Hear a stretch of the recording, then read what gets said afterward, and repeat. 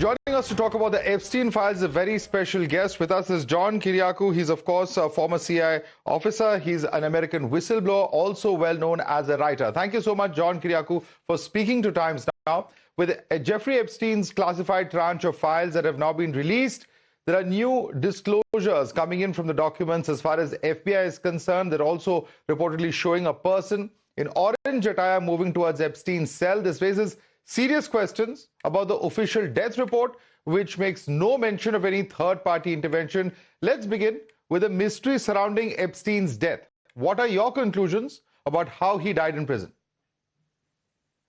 I'm one of those rare people, I think, who believes that Jeffrey Epstein killed himself in prison. And the reason why I've come to that conclusion is that I've had my own experience in American prisons.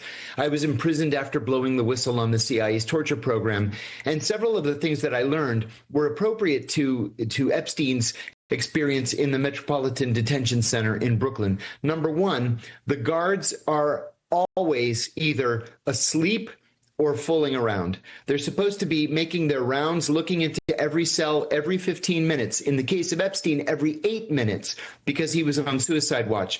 They would let hours go by before making their rounds. Number two, another thing that I learned is that the cameras never work. They're all supposed to be working, but they never work, and nobody ever bothers to fix them. Number three, Epstein was supposed to be in suicide watch, which meant that he was supposed to have somebody watching him, literally physically sitting there at the door and staring at him to make sure that he was not busy killing himself. They didn't bother to appoint anybody to sit there and watch to see if he was going to kill himself. And then finally, there was a small glitch that was noted in the video coverage of the hallway leading to his cell. And people said, oh, that the glitch constituted someone interfering with the film, cutting it, splicing it, and then releasing it. Mm-hmm. The cameras that do work always reset themselves at midnight, and that's what the glitch was. Right. So there are plausible explanations for all of these different things that we've come to learn happened the night that Jeffrey Epstein killed himself. I think what they point to is the fact that he actually killed himself. Right. And you've also made many startling claims, including that of several Mossad agents operating across the United States, and that Jeffrey Epstein, you are convinced, was working for Mossad. Now, on what basis, what evidence or intelligence leads are you making such a claim? Can you clarify that?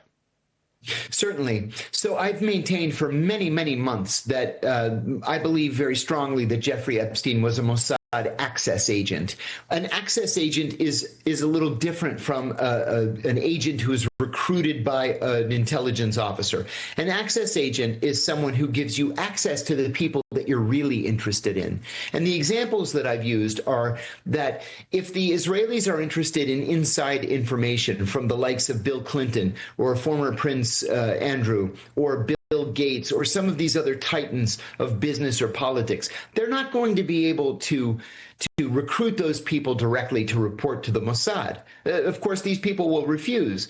So the Israelis do the next best thing. They recruit someone who is already close to these people and who can elicit information from these people and then send that information back to the Mossad. Now, with this latest release of the tranche of 3 million documents, we've learned that he actually was working with Mossad officers, but that he had also volunteered his abilities and good offices to the CIA, to the FBI, to the British MI5, MI6, possibly the Germans, and he had also actively sought contacts with Russian intelligence and was repeatedly rebuffed. I think in the end, Epstein was what we call an intelligence broker, someone who wants to be involved, doesn't really need the money, is doing it for the excitement, or maybe to have a favor owed to him at some later point.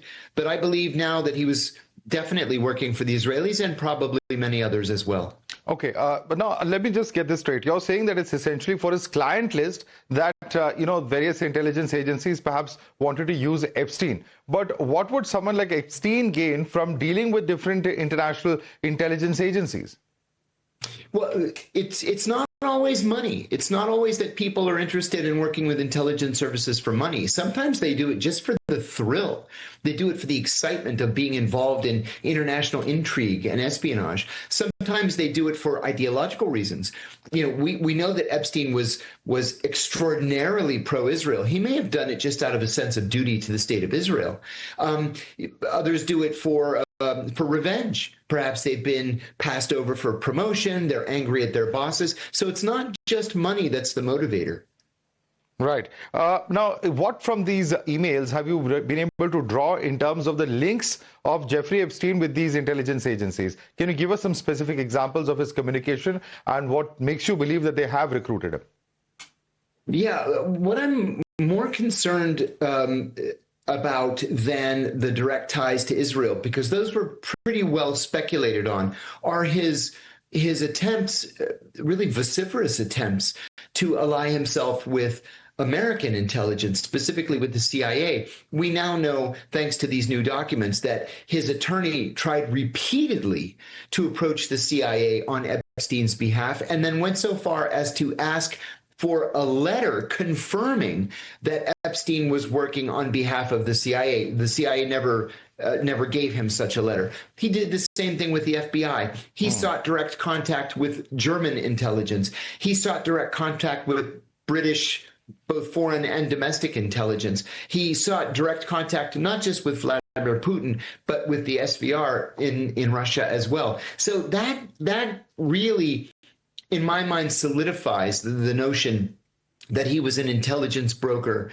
I think he loved the life. I think he loved the intrigue and the excitement.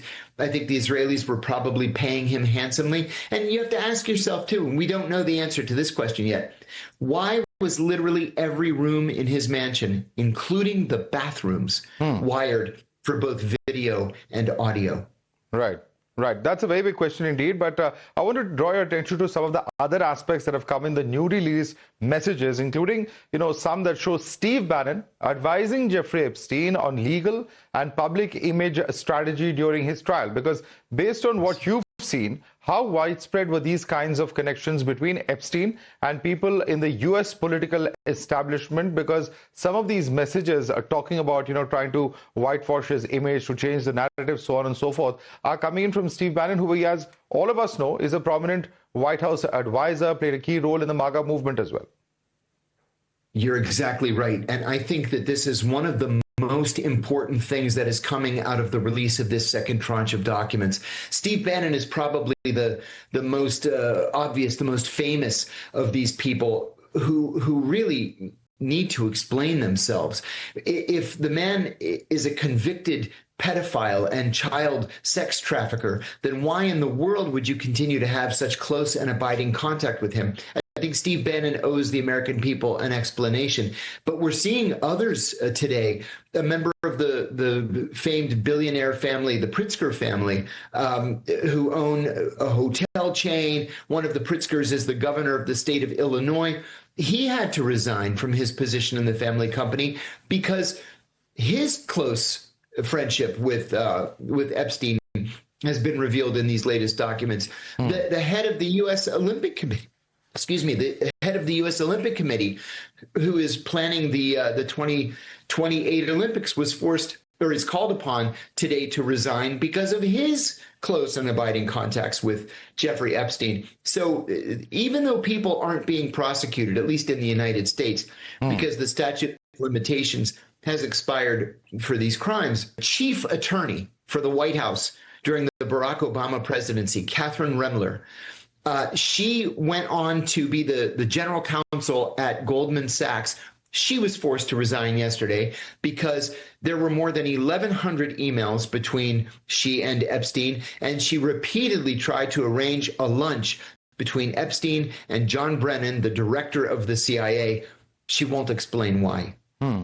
So it's interesting that you mentioned so many high-profile names because, that was my next question to you. Whether it's the Rothschilds, whether it's the JP Morgan Chase family, how did Epstein manage to get so close to the biggest names in the world of banking and, of course, other big corporates and amass such a huge amount of wealth in the first place? Can you explain that to us? That is the $64,000 question right there. How in the world did this happen? This is a man who never went to college. This was a man who was a junior high school substitute teacher, and he became one of the wealthiest and one of the best connected people in America. Now, we can't deny that he had a gift for cultivating these relationships. But I fall back on this idea that he was working for the Israelis because, look, there are a lot of friendly people out there. You're friendly, I'm friendly, but you and I aren't among the richest people in the world because of our friendliness. There had to be some sort of backing for him.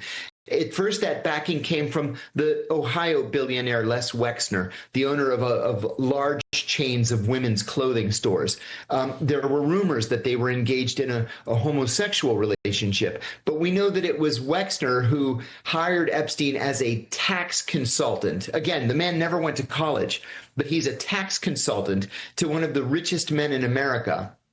And then he buys the widest townhouse in New York City. He buys his own island in the Caribbean and builds another giant mansion on the island. Where in the world did this money come from? The conventional wisdom is that it came in part from the Israelis, and it also became self-fulfilling in that the more people he met, the more money he made, and the more money he made, the more people he met. Right. Now, there's also the crucial aspect of U.S. President Donald Trump himself. His name mentioned hundreds of times in the files. Now, amongst the documents is a list compiled by FBI officials in 2025, which contain allegations against Trump that were submitted through public tip lines. But the U.S. President Donald Trump has come out to say that he has not got any involvement with the convicted sex offender Epstein, saying that he's been, quote unquote, totally exonerated, and that he has nothing to hide. As far as the investigations are concerned, he's also said that they found just the opposite of wrongdoing. How do you really see the claim that Trump is making? Yesterday, I had the opportunity to speak with David Boyce, one of the most important attorneys, criminal defense attorneys in the United States. He represented Virginia Giuffre, who was one of the Epstein victims and who sued Epstein successfully and then died, unfortunately, by her own hand last year. He said that he has gone through, he and his staff have gone through every one of these 3 million documents, and they've come to two conclusions. One, that there is no evidence of criminal wrongdoing on the part of Donald Trump, and there is no evidence of criminal wrongdoing on the part of Bill Clinton. He said, now, did they use poor judgment by associating themselves with Jeffrey Epstein? Of course they did. But there doesn't appear to be any documentary evidence that either one of them committed a crime.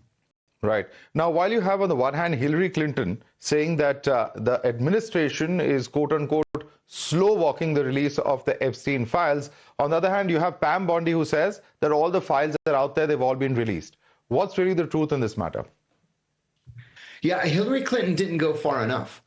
Congress was very, very clear when it came to this information. They voted in the House of Representatives by a vote of 419-1, and in the Senate by a vote of 99-0 to release every single page of these documents. And the president signed that into law. And now you have Pam Bondi, the Attorney General, saying, we're done. We're not releasing any more information. Well, by all accounts, there are another 2.5 to 3 million pages of documents waiting to be released. It's not up to Pam Bondi to just arbitrarily decide that she's not releasing any more information. The law is clear, and the president has signed that into law. And so either Pam Bondi has to be prosecuted for contempt of Congress, she has to resign, or she has to release the remaining documents. Right. One of those three things. Right. And Mr. Kiriakou, you've also suggested that the elements within the so-called deep state may have destroyed information related to Jeffrey Epstein's death while defending FBI's current director Kash Patel and Deputy Director Dan Bongino. What specific evidence or indicators, lead you to sort of believe that it's internal actors rather than the current leadership who are responsible for it? Aren't you giving a complete clean sheet and a white berth to Kash Patel and his deputy then?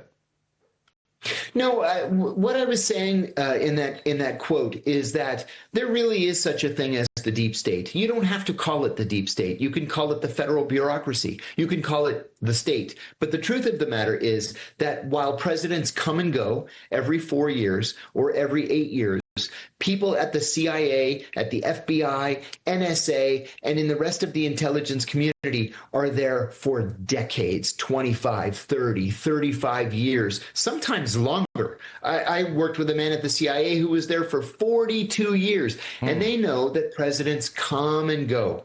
And if a president orders you to do something that you simply don't want to do, either as an individual or as an intelligence or law enforcement organization, you just ignore the order. Because by the time the president takes action, by the time the courts have decided that you are in the wrong and you have to do whatever it is the president has ordered you to do, the president is gone. He's not president anymore. And that's the danger of the deep state.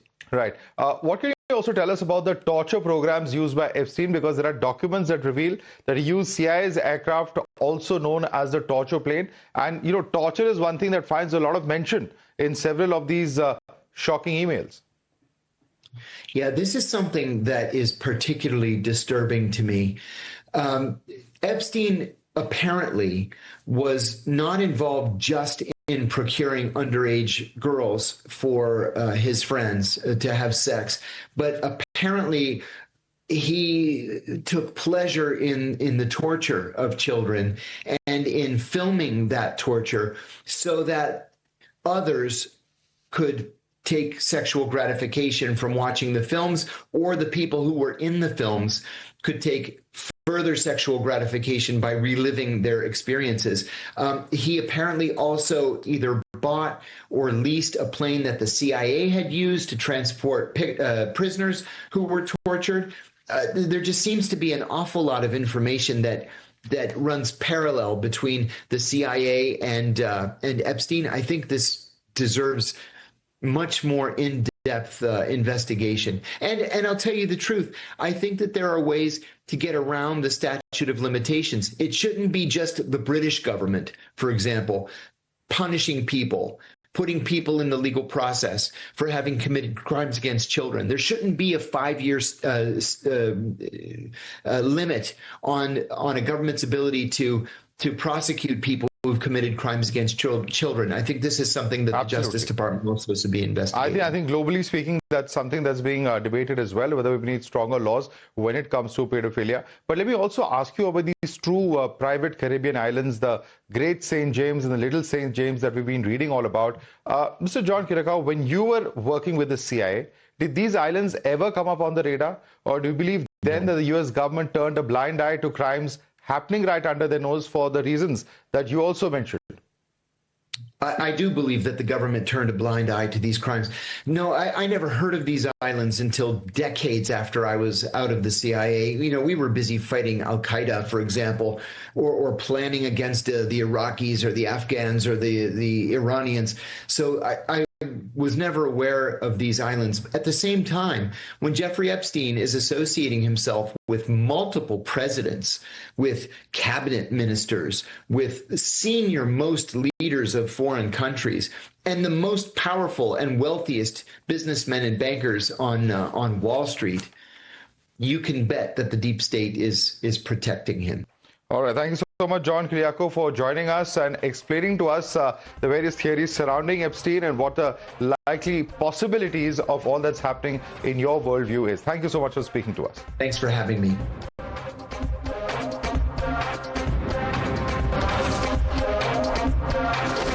The News Hour at